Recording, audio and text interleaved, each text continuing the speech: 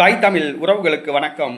நாகப்பட்டினத்தில் போட்டியிடும் நாம் தமிழர் கட்சி முக்கிய தலைவர்கள் என்ற தலைப்பில் இந்த காணொளியை காண்கிறோம். நாம் தமிழர் கட்சி நாகப்பட்டினத்தில் 3 முக்கிய வேட்பாளர்களை நிறுத்தியுள்ளது. நாகப்பட்டினம் மாவட்டத்தில் மொத்தம் 3 சட்டசபை தொகுதிகள் உள்ளன. நாகப்பட்டினம், கீழ்வேலூர், வேதாரண்யம்.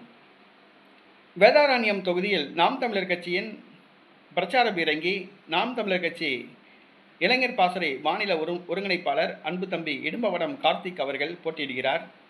அவர் ஒரு மிகச்சிறந்த பேச்சாளர். தமிழ்நாடு முழுவதும் நாம் தமிழர் கட்சிக்காக அவர் பேசி கட்சியை வளர்த்து வருகிறார்.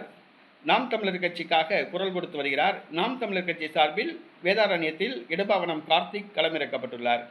அதேபோன்று கீழ்வேலூர் தொகுதியில் கார்த்திகா நிறுத்தப்பட்டுள்ளார். கார்த்திகா நாகப்பட்டினம் மாவட்டத்தை பூர்வீகமாக கொண்டவர். இவர் ஒரு அனல் பறக்கும் பேச்சாளர். இவருடைய பேச்சு பார்வையாளர்களை கவர்ந்து இழுக்கக்கூடிய ஒரு சக்தி கொண்டது. கார்த்திகா கீழ்வேலூர் தொகுதி வேட்பாளராக நிறுத்தப்பட்டுள்ளார்.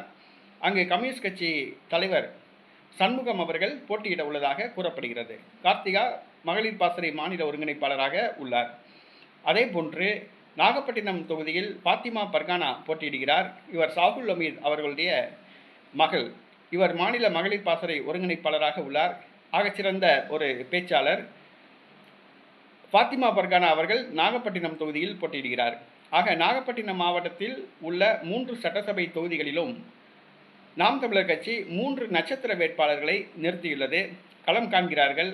போராளிகள் போருக்கு சென்று கொண்டிருக்கிறார்கள். நிச்சயமாக வெற்றி பெறுவார்கள்.